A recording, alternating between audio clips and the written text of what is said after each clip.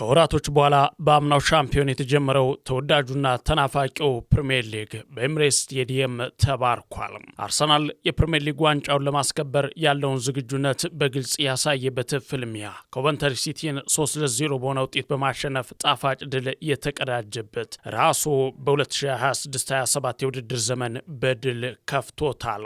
ይህ ጨዋታ ለአርሰናል የውድድር ዘመኑን በጥሩ ሁኔታ ለመጀመር ትልቅ መነቃቃት የፈጠረ ሲሆን ከ25 ዓመታት በኋላ ወደ ፕሪሚየር ሊጉ ለተመለሱት ኮቨንተሪ ሲቲዎች ደግሞ የሊጉን ፈታኝነት ያስመሰከረ ከባድ የእንኳን ደህና መጣችሁ መልእክት ሆኗል። የዓለም እግር ኳስ አፍቃሪያን አይኖቻቸውን ወደ ለንደኑ ኤምሬትስ ስቴዲየም ባደረጉበት በዚህ ትልቅ ምሽት መድፈኞቹ አዲሱን የውድድር ዘመን በብቃትና በኃይል ጀምረውታል። በ2025-26 የውድድር ዘመን ለ14ኛ ጊዜ የሊጉ ሻምፒዮን የሆነው አርሰናል ከሩብ ምዕተ ዓመታት በኋላ ወደ ፕሪሚየር ሊጉ መድረክ በታላቅ ተስፋ የተመለሰውን ኮቨንተሪ ሲቲን አስተናግዶ ያለምንም ስጋት የ3-0 ድል ተቀዳጅቷል። ከሃቨርት ቡካዮ ሳካና ካፕቴኑ ማርቲን ኦዴጋርድ ከመረብ አሳርፏቸው ግቦች አርሰናል ዋንጫውን ዘንድሮም በቀላሉ ለሌሎች ክለቦች እንደማያስረክብ ለተቀናቃኞቹ ጠንካራ መልእክት አስተላልፏል። ለመሆኑ በዚሁ ጨዋታ ላይ የአርሰናል ተጫዋቾች ምን አሳዩ? ፍራንክ ላምፓርድስ የኮቨንተሪን ተጋድሎ እንዴት አሳዩት? የሚካኤል አርቴታ በሳል ታክቲክና የሰራዊቶቻቸው ተጋድሎ ለ90 ደቂቃ ምን ይመስል ነበር? የሁለቱ የሊጉ መክፈቻ ፍልሚያ አጠቃላይ መልክ ምን ይመስላል? በጉጉትና በናፍቆት ሲጠበቅ የነበረው የውድድሩ መክፈቻስ ድምቀቱ ምን ይመስል ነበር? ሙሉ የጨዋታውን ትንታኔ እነሆ በዕለቱ የገበያ ስፖርት ከሜዳ ባሻገር ዝግጅታችን ይዘንላችሁ ቀርበናል። ነሐሴ 16 ቀን 2018 ዓ.ም ዕለተ ቅዳሜ ፕሮግራሙን አዘጋጅቼ ማቀርብላችሁ መኮንን አልማው ነኝ። አብራችሁን ቆዩ። ከሜዳው ባሻገር he improvised a quite delicious finish. He will have his say, and with moments left of this game, and he has crashed it into the Blackstone gown. የ2026-27 የእንግሊዝ ፕሪሚየር ሊግ መክፈቻ ጨዋታ ትላንት ምሽት 4 ሰዓት ላይ በኤምሬትስ ስቴዲየም የተካሄደ ሲሆን የባለፈው የውድድር ዘመን ሻምፒዮኑ አርሰናል አዲስ አዳጊውን ኮቨንተሪ ሲቲን 3-0 በሆነ አሳማኝ ውጤት አሸንፏል። የፍራንክ ላምፓርዱ ቡድን ኮቨንተሪ ከ25 ዓመታት በኋላ ወደ ፕሪሚየር ሊጉ ያደረገው መመለስ በአርቴታ ስብስብ ብልጫ የተደናቀፈበት ምሽት ነበር። ጨዋታው እንደተጀመረ አርሰናሎች የመሃል ሜዳውንና የኳስ ቁጥጥሩን ሙሉ በሙሉ በእጃቸው አስገቡ። በጨዋታው የመጀመሪያዎቹ ደቂቃዎች ቤን ዋይት ረጅም ኳስ ወደፊት ሲያሻግር ዞሊስ በኮቨንተሪ ተከላካይ ላይ ከፍተኛ ጫና በመፍጠር ኳሱን መቀማት ቻለ። በመቀጠልም ሪካርዶ ካላፊዮሪ ያገኘውን ኳስ ለፊት መስመር ተጫዋቹ ለካይ ሃቨርትዝ ቀበለው። ጀርመናዊ ኮከብም እጅግ በሰከነ አጨራረስ የመጀመሪያውን ግብ ማስቆጠር ቻለ። ሃቨርት የ2026-27 የእንግሊዝ ፕሪሚየር ሊግንም ሆነ የአርሰናልን የዓመቱን የመጀመሪያ ጎል በማስቆጠር የውድድር ዓመቱን ባርኮታል። ከሃቨርትዝ ያለፈውን ዓመት የአርሰናልን የዓመቱን መዝጊያ ጎልም በቻምፒዮንስ ሊግ ያስቆጠረው ራሱ ነበር። ታዲያ ዘንድሮም የዓመቱን መበረኪያ ጎል በፕሪሚየር ሊጉ በማግባት የዘጋውን የግብ በር ራሱ መክፈት ችሏል። መድፈኞቹ በእርግጥም በበርካታ መመዘኛዎች ይህንን ጨዋታ በከፍተኛ ድል እንደሚወጡት ቅድመ ግምቶች ያሳብቁ ነበር። ታዲያ የሚካኤል አርቴታው ሰራዊትም የዓለምን ግምት ትክክል አድርገውታል። የአምና ሻምፒዮኖቹ በዘንድሮ የውድድር ዓመትም ሙሽራ ለመሆን የሚያበቃቸውን ጉዞ ሀ ብለው ሲጀምሩ ገና በመጀመሪያው በደጋፊዎቻቸው ፊትና በራሳቸው ሜዳ ላይ እንግዶቻቸው ላይ በትራቸውን ያሳረፉት ያለምንም ርህራሄ ነበር። ያውም ገና ከረፍት በፊት ነበር ጨዋታውን መግደል የቻሉት። 15ኛዋ ደቂቃ ላይ ከተቆጠረችው የሊጉ የዓመቱ የበኩር ጎል በኋላ ሁለተኛዋ ግብም 23ኛው ደቂቃ ላይ ነበር መረብ ላይ ለማረፍ የተገደደችው።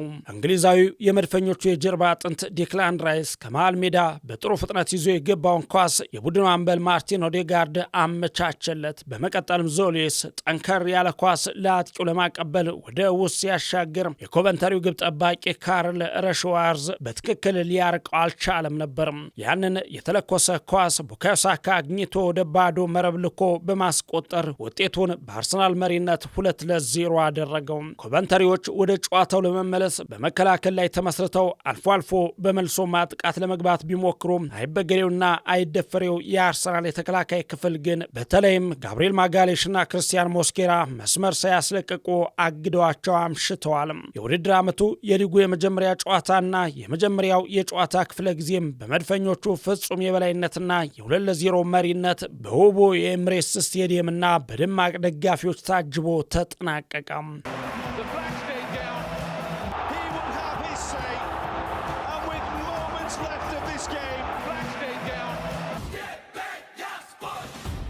ከ15 ደቂቃዎች ረፍት በኋላ ሁለተኛው አጋማሽ ቀጠለ።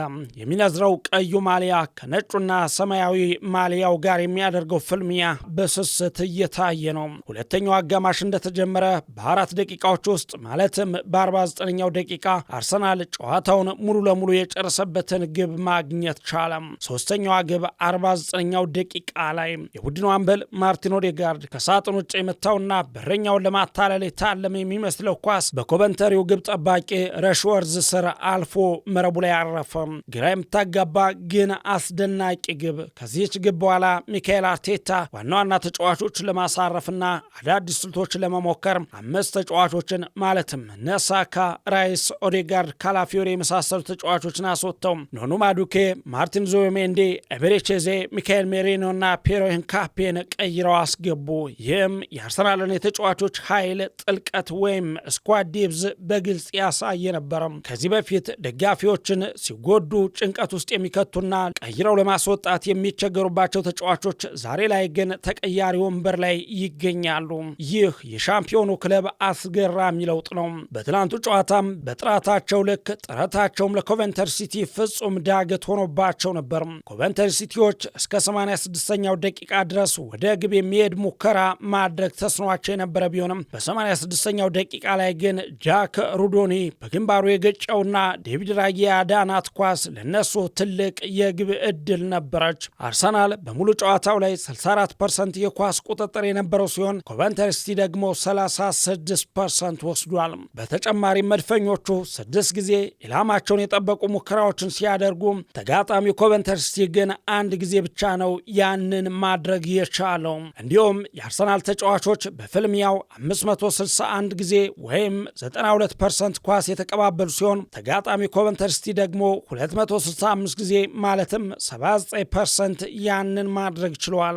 የማዕዘን ምት ደግሞ መድፈኞቹ 8 እንዲሁም ኮቨንተሪ ሲቲ ደግሞ 2 ጊዜ ማግኘት ችለዋል።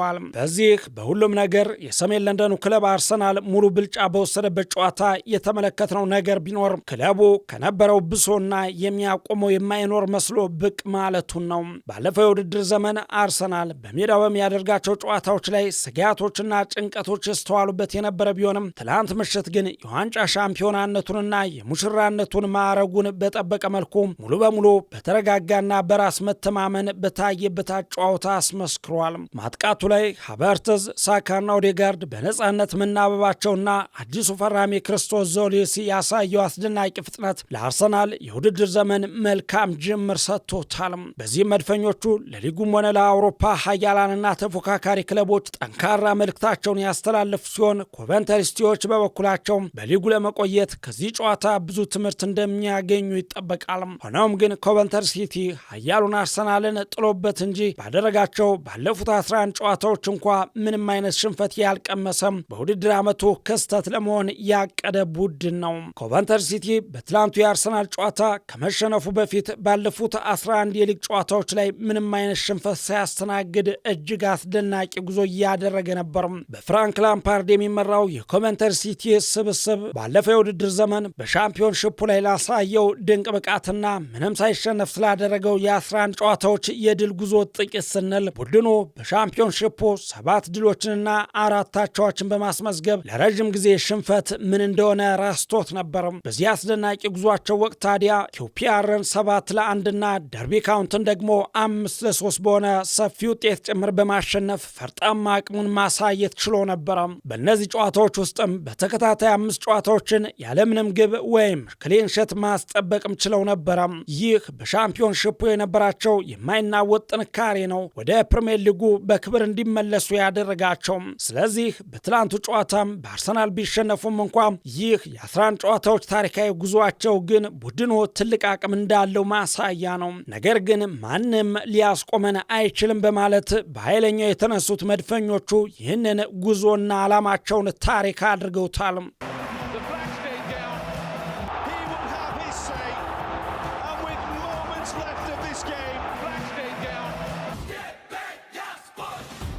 ታዲያ በዚህ ጨዋታ አርሰናል ሙሉ በሙሉ የበላይነቱን ሊወስድና 3-0 በሆነ ሰፊ ውጤት ሊያሸንፍ የቻለበት ዋና ምክንያት የቡድኑ የታክቲክ ብስለትና የተጫዋቾች የግል ብቃት ልዩነት ነው። ኮቨንተሪ ሲቲ ጠንካራና ለ11 ጨዋታዎች ያልተሸነፈ ቡድን ቢሆንም አርሰናል ጨዋታውን በቀላሉ ለመቆጣጠር ያስቻሉትን ዝርዝር ምክንያቶች ስንመለከት ግን አሳማኝ ነው። የፕሬሲንግ ወይም የአጥቂ መስመር ጫናና ብልጫ አርሰናሎች ጨዋታው እንደተጀመረ ኮቨንተሪዎች ከግል መስመራቸው ኳስ መስርተው እንዳይወጡ ከፍተኛ ጫና ፈጠሩባቸው። በተለይ አዲሱ ፈራሚ ክርስቶስ ዞሊስ እና ካይ ሃቨርትዝ የኮቨንተሪ ተጫዋቾች ላይ የፈጠሩት ጫና ኳስ በቀላሉ እንዲነጠቁ አደረጋቸው። የመጀመሪያው ግብ የተቆጠረውም በዚሁ ስልት ተከላካይ ላይ ኳስ ተነጥቆ በተደረገ ፈጣን ማጥቃት ነው። ሌላው ደግሞ የመሃል ሜዳ የበላይነትም እንደዛው ነበር። ማርቲን ኦዴጋርድ እና ዴክላን ራይስ የመሃል ሜዳውን ፍልሚያ ሙሉ በሙሉ ተቆጣጥረውት ነበር። አርሰናል 64% ኳስ ቁጥጥር ሊኖር የቻለው የመሃል ሜዳ ተጫዋቾቹ ኳስን በቀላሉ በማሰራጨታቸውና የኮቨንተሪዎችን የመልሶ ማጥቃት ጉዞ ገና ከመነሻው በማቋረጣቸው ነው። ኮቨንተሪዎች ወደ አርሰናል ሳጥን ውስጥ መድረስ የተሳናቸውም የመሃል ሜዳውን ቁልፍ በአርሰናል በመነጠቃቸው ነው። በዚህም የላምፓርዱ ስብስብ በአርሰናል የአደጋ ክልል ወይም የ16-50 ውስጥ ኳስ ለመንካት 3 ደቂቃዎች አካባቢ ወስዶበታል። ሌላው ደግሞ የተጫዋቾች ስብስብ ጥልቀትና ልምድ ነው። አርሰናል ባለፈው የውድድር ዘመን ሻምፒዮን እንደመሆኑ መጠን በፕሪሚየር ሊጉ ከፍተኛ ጫና የበዛባቸውን ጨዋታዎች የመጫወት ትልቅ ልምድ አለው። የመጫወት ብቻ ሳይሆን በትልቅ ብቃት የመወጣትም እንደዛው። ኮቨንተሪዎች በበኩላቸው ገና ከሻምፒዮንሺፑ የመጡ አዲስ አዳጊ በመሆናቸው ከሊጉ ፍጥነትና ጥንካሬ ጋር ገና መላመድ መጀመራቸው ነው። አርቴታ በሁለተኛው አጋማሽ 5 ከፍተኛ ብቃት ያላቸውን ተጫዋቾች ቅያሪ ማድረጉ ቡድኑ ሳይደክም እስከ መጨረሻው ደቂቃ ድረስ ብርቱ ሆኖ እንዲቀጥል አድርጎታል። በዚህ ጨዋታ የአርሰናል ከፍተኛ በራስ መተማመንና የመጀመሪያ ግቦች ፈጥኖ መገኘት ለተጋጣሚ ጥስም ሰባሪ ነበር። አርሰናል በመጀመሪያዎቹ 23 ደቂቃዎች ውስጥ 2 ግቦችን ማስቆጠሩ የኮቨንተሪን ተጫዋቾች የሞራል ስብራት ውስጥ ከቷቸዋል። ቀድሞ ግብ ማግኘት አርሰናሎች ጨዋታውን ያለምንም መሸበር እንዲያደርጉትና የራሳቸውን የጨዋታ ፍጥነት ወይም ቴምፖ በኮቨንተሪ ሲቲ ላይ እንዲጭኑ ታስችሏቸዋል። በአጠቃላይ ኮቨንተሪ ሲቲ በታሪክና በስነልቦና ጠንካራ ሆኖ ቢመጣም በአርሰናል ሜዳ ላይ የነበረው የታክቲክ አደረጃጀት፣ የፈጣን ክንፎች ጥቃትና የተጫዋቾች የክህሎት ደረጃ እጅግ የላቀ ስለነበር አርሰናል ፍጹም የበላይነቱን ሊያረጋግጥ ችሏል። በዚህ ትላንት ምሽት አርሰናል አዲስ አዳጊውን ኮቨንተሪ ሲቲን 3-0 በሆነ አሳማኝ ውጤት በማሸነፍ የፕሪሚየር ሊግ ጉዞውን በጥሩ ሁኔታ ሲጀምር ከጨዋታው በኋላ ከተለያዩ አካላት የሰጡ ትኩረት የሳቡ አስተያየቶችም አሉ። የመድፈኞቹ አለቃ ሚካኤል አርቴታ በጣም ጥሩ ብቃት ነበር፣ ተጫዋቾች ያሳዩት ግንኙነትና የጨዋታ የበላይነት ያስደስታል። ከመጀመሪያው አጋማሽ በፊት 2 ምርጥ ጎሎችን አግብተናል፣ ደረጃችንን ይበልጥ ከፍ ለማድረግ ጠንክረን እንቀጥላለን በማለት ቡድኑ በመተማመን መመለሱን ገልጿል። የኮቨንተሪ ሲቲው አሰልጣኝ ፍራንክ ላምፓርድ በበኩላቸው ትልቅ ፈተና ነበር፣ አርሰናሎች እንደ ሻምፒዮን ነው የተጫወቱት፣ ለእኛ ተጫዋቾች ጥሩ ትምህርት ሆኖናል፣ ጎሎቹ ከእኛ ስህተት ቢመጡም ቡድኔ ወደፊት የተሻለ ነገር እንደሚያሳይ ግን እርግጠኛ ነኝ በማለት ተናግረዋል። የመድፈኞቹ ካፕቴን ማርቲን ኦዴጋርድ በበኩሉ የመጀመሪያ ጨዋታ ሁልጊዜ ማስደሳች ነው፣ ጨዋታውን ተቆጣጥረን አሸንፈናል፣ ሆኖም ግን አሁንም ከዚህ የተሻለ ማጥቃትና የበለጠ መሆን እንችል ነበር በማለት ቡድኑ አሁንም መሻሻል እንደሚችል ተናግሯል። ከባለሙያዎችና ከደጋፊዎችም ተዘብ ተሰንዝሯል።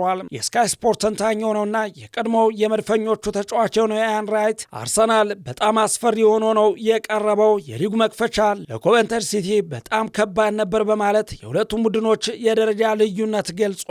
በርካታ የሶሻል ሚዲያ ተጠቃሚዎችም በአዲሱ ፈራሚ ክርስቶስ ዞሊስ ብቃት ተደንቀዋል። ዞሊስ የዚህ ዓመት ትልቁ ትርፍ ነው፣ የወጣበት ዋጋ ሲያንሰው ነው ይህንን ተጫዋች አርሰናል ገዛው ሳይሆን ዘረፈው ነው መባል ያለበትም ብለዋል። እና የአርሰናል የቀይ መስመር ጥምረት ዋይት፣ ሳካና ኦዴጋርድ ልክ እንደ ድሮ ተመልሰዋል በማለት ደስታቸውን ገልጸዋል። በአጠቃላይ ጨዋታው አርሰናል ዘንድሮም ለዋንጫው ዋና ተፎካካሪ መሆኑን ያሳየበት ሲሆን ለኮቨንተሪ ደግሞ ፕሪሚየር ሊጉን ለመላመድ ከባድ ፈተና እንደሚጠብቃቸው ማሳያው ሆኗል።